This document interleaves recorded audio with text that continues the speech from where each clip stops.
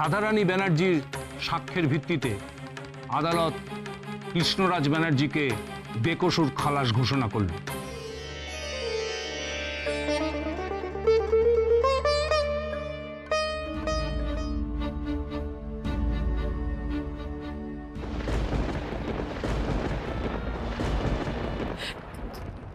জজ সাহেব, আপনি বিশ্বাস করুন, আমি এইসব কথা বলতে চাইনি। ওরা যখন আমার বয়ান নিতে গেছিল তখন তো আমি কথা বলার মতো অবস্থাতেই ছিলাম না। মিস্টার বিনায়ক রায়, রাধারানী ব্যানার্জি আপনার এগেনস্টে যে অ্যালিগেশন এনেছে সেটা কি সত্য? No sir, no. মানে স্যার, উনি তখন অসুস্থ ছিলেন, তখন কি বলেছেন ঠিক মনে করতে পারছেন না হয়তো।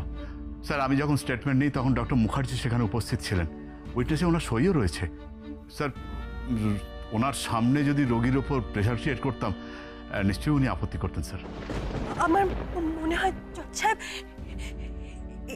এই চক্রান্তের মধ্যে পুলিশ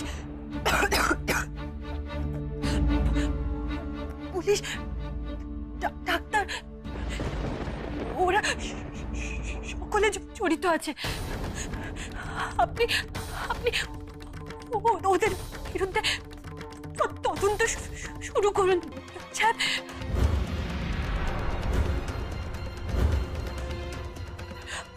আর আজকে যখন আমি কোর্টে আসছিলাম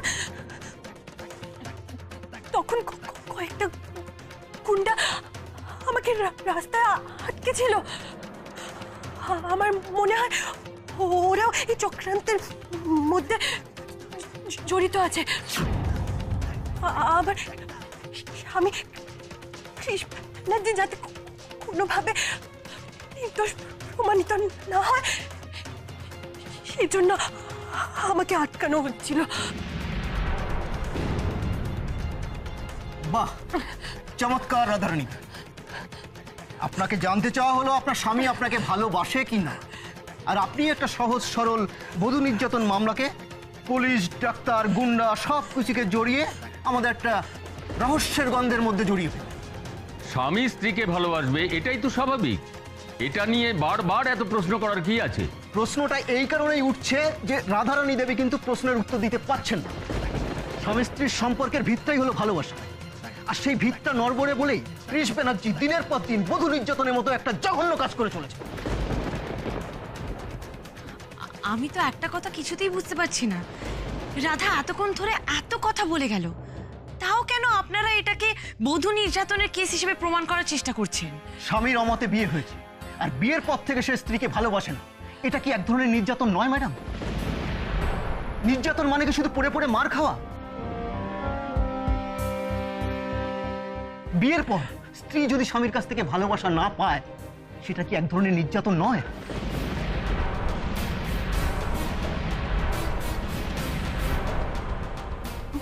মহামান্য আদালত আমাদের দেশের তো বেশিরভাগ এই বাড়ির লোকেরা ঠিক করে দেন। সেই বিয়েটা মেনে নিতে, সেই পূর্ণ নতুন একটা মানুষকে মেনে নিতে, তাকে বুঝতে, চিনতে, তাকে ভালোবাসতে তো একটু সময় লাগে। কারোর ক্ষেত্রে একটু কম লাগে, আবার কারোর ক্ষেত্রে একটু বেশি। আমার স্বামী তো আমার থেকে শুধুমাত্র একটু সময় নিয়েছেন। উনি আমার উপর কোনো রকমের কোনো অত্যাচার করেননি।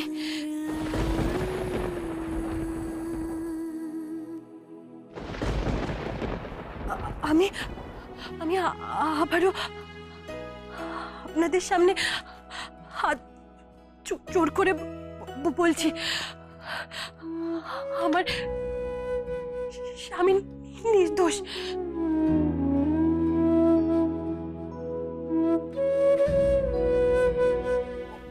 ওনার যদি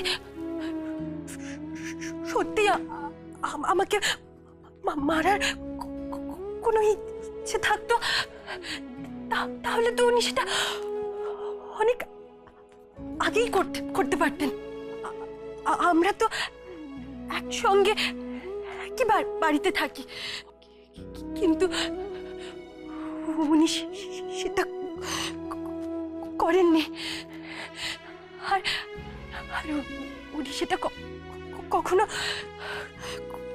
করবেন না, কারণ কারণ উনি ধাতুতে গড়া মানুষ নন।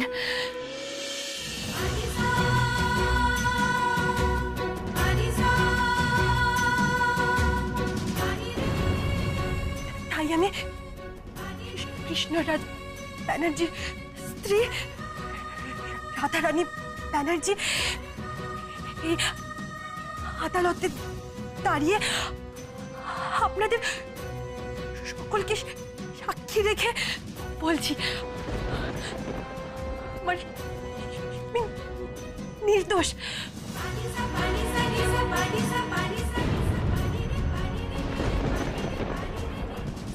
উনি আমাকে মুক্তি পারেন, আমার সাথে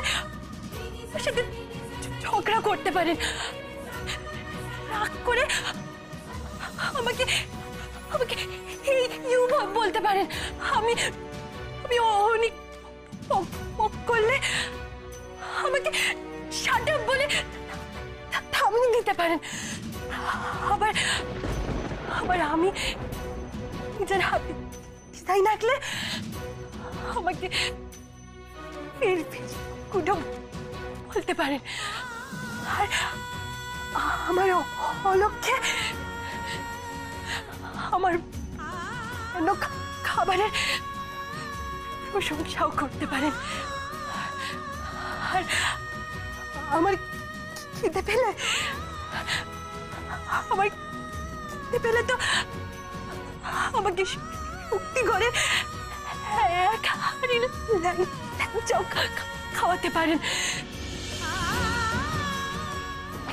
কিন্তু আমাকে মারার কথা কখনো ভাবতে পারেন না, কখনো না। জজ সাহেব, আমার স্বামী সম্পূর্ণ নির্দোষ। আপনি দয়া করে ওটাকে ছেড়ে দেওয়ার অনুমতি দিন।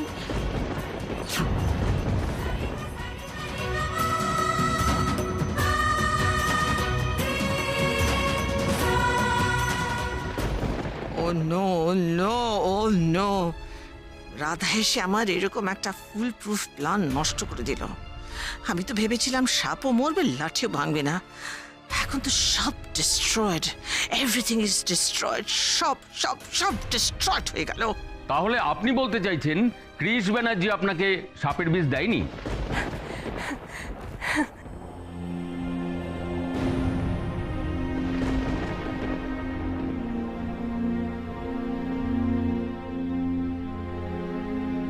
এ রাধা, তুমি হঠাৎ করে হাসছো কেন? হাসবো না? আপনি আমাকে দেবেন সাপের বিষ? আপনি তো সাপের নাম শুনলেই ভয়তে পালান। মনে নেই আপনার? দিরাগমনে আমাদের বাড়িতে বাথরুমে ঢুকে সাপ দেখে আপনি কিরম চিৎকার করে উঠেছিলেন। আপনি তো 1 নম্বরের ভীতু। আমি মোটেও ভীতু নয়, ভীতু তুমি। তুমি লোডশেডিং এ ভয় পাও, ভূত ভূত করে চিৎকার করো না। তুমি তো সামান্য একটা ইনজেকশনে ভয় পাও। ও, আমি যে সামান্য ইনজেকশনে ভয় পাই সেটা আপনাকে সকলের সামনে বলতে হলো? আর আপনি যে বাঙালি হয়ে সামান্য দুটি টুকু পড়তে পারেন না, সেটা বলবো আমি সবার সামনে? আমি বলে দিচ্ছি গোমরা মুখ, আপনি কিন্তু আমার মুখ খোলাবেন না।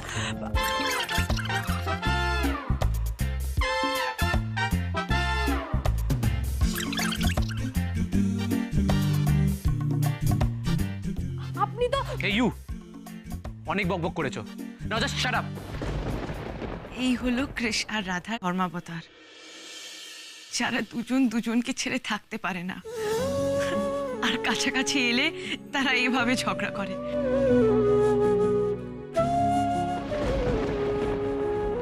স্যার, আজ ওরা দুনিয়া ভুলে এখানে ঝগড়া করা শুরু করে দিল। এটা কিন্তু ঝগড়া নয়, এটাই হলো ওদের ভালোবাসা।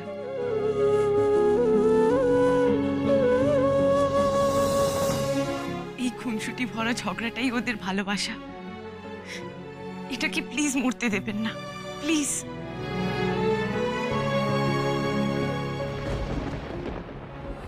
দেখলেন তো জজ সাহেব, আমার সাথে ঝগড়ায় হেরে গেলে আমাকে সবসময় সাটা বলে চুপ করিয়ে দেয়।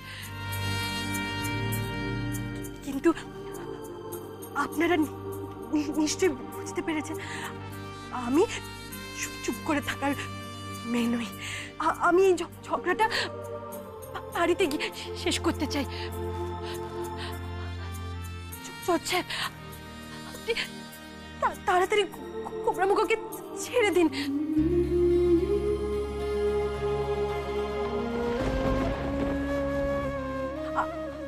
আসল দোষীকে খুঁজে বার করুন। আসল দোষীকে খুঁজে বার করবে মাই ফুট। রাধা, এসব কি হচ্ছে? এটা মজা করার জায়গা না, এটা কোর্ট। মম, ও যা করছে ওকে করতে দাও। দেখছো তো, ও আমার সাথে ঝগড়া করতে করতে আরো সুস্থ হয়ে উঠছে। জজ সাহেব, দয়া করে আর দেরি করবেন না। এবার মামলার রায় ঘোষণা করুন। আমার এত বছরের কেরিয়ারে আজ একটা অদ্ভুত অভিজ্ঞতা হলো। একটা বধূ নির্যাতনের মামলার শুনানির শেষ অংশটা এবং তার রায় ঘোষণা যে এত আনন্দের হতে পারে সেটা আমি সত্যি বুঝতে পারিনি। আজ অভিযুক্ত শ্রী কৃষ্ণরাজ ব্যানার্জির স্ত্রী রাধারানী ব্যানার্জির সাক্ষ্যের ভিত্তিতে আদালত কৃষ্ণরাজ ব্যানার্জিকে বেকসুর খালাস ঘোষণা করল।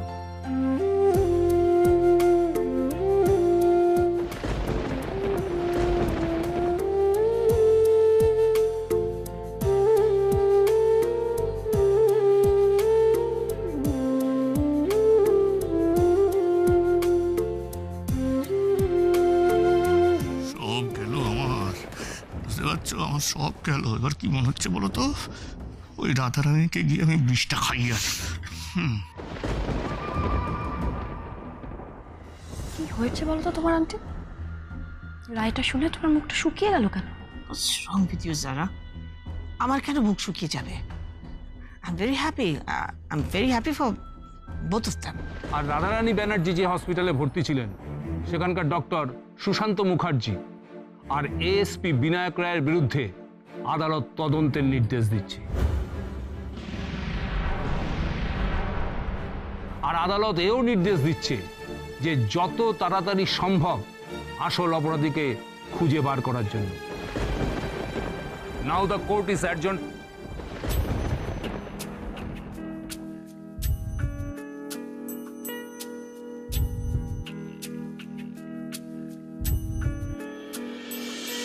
कितनी बातें याद आती हैं, तस्वीरें सी बन जाती हैं, मैं कैसे इन्हें भूलूं,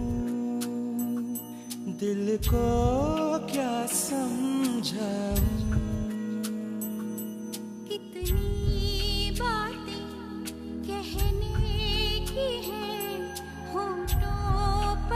जो सहमी सी है एक रोज इन्हें सुन लो, क्यों ऐसे गुमसुम हो, क्यों पूरी हो न पाई दास्तां, कैसे आई है ऐसी दूरियां।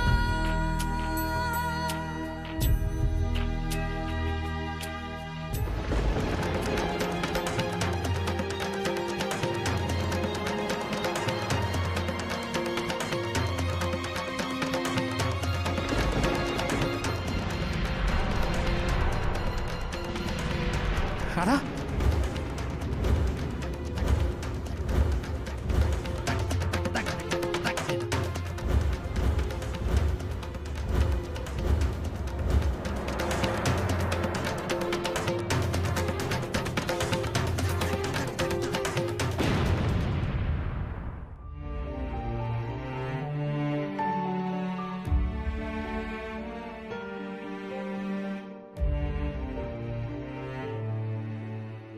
ডাক্তারবাবু কি বুঝছেন? ডাক্তারবাবু ও এরকম চোখ বুজে পড়ে রয়েছে কেন? আমার মেয়েটার জ্ঞান ফিরছে না কেন? বলুন না ডাক্তারবাবু, ওর জ্ঞান কখন ফিরবে? ডক্টর, রাধা তো হসপিটাল থেকে সোজা কোর্টে চলে এসেছিল। আমাদের কি রাধাকে হসপিটালে অ্যাডমিট করানো উচিত ছিল? আপনি যদি বলেন তাহলে আমরা এক্ষুনি রাধাকে হসপিটালে নিয়ে যেতে পারি। আপনারা তো টেনশন করবেন না। পেশেন্টের এখন যা কন্ডিশন, তাতে ওনাকে বাড়িতে রেখেই ট্রিটমেন্ট করাতে পারেন। আর একটা কথা মনে রাখবেন, পেশেন্টকে কিন্তু সবসময় হাসি খুশি রাখতে হবে। সামান্য টেনশনও কিন্তু ওনার শরীরের পক্ষে মারাত্মক ক্ষতি হয়ে যেতে পারে। ওকে ডক্টর, আমি আপনাকে কথা দিচ্ছি আমরা রাধাকে কোনো রকম কোনো টেনশন দেব না, আর যত তাড়াতাড়ি সম্ভব ওকে আমরা সুস্থ করে তুলব। ঠিক আছে, আমি আসছি। আপনারা ঘরটা খালি করে দিন, ওনাকে ঘুমোতে দিন, বিরক্ত করবেন না। আচ্ছা আচ্ছা, ঠিক আছে ঠিক আছে। ডাক্তারবাবু, প্লিজ আঙ্কেল। হ্যাঁ,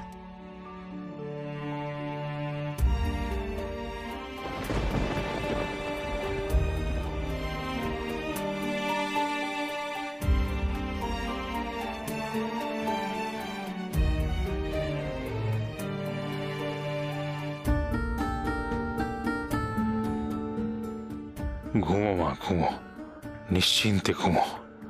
জীবনে আর কেউ যাতে কোনোদিন তোকে একটুও বিরক্ত করতে না পারে, তোর মনের শান্তি, মুখের হাসি নষ্ট করতে না পারে, তার ব্যবস্থা তোর বাবা করবে। তুই ঘুমো। লক্ষ্মী,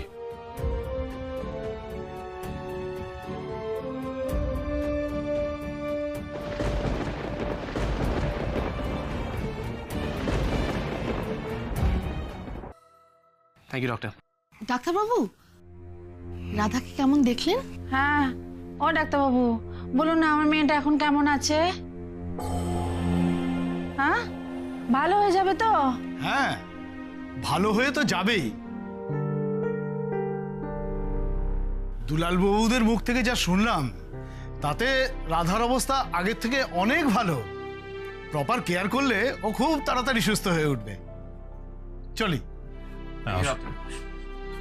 যাক, রাধামার কন্ডিশন আগের থেকে ইমপ্রুভ করেছে। এর থেকে খুশির খবর আর কি হতে পারে?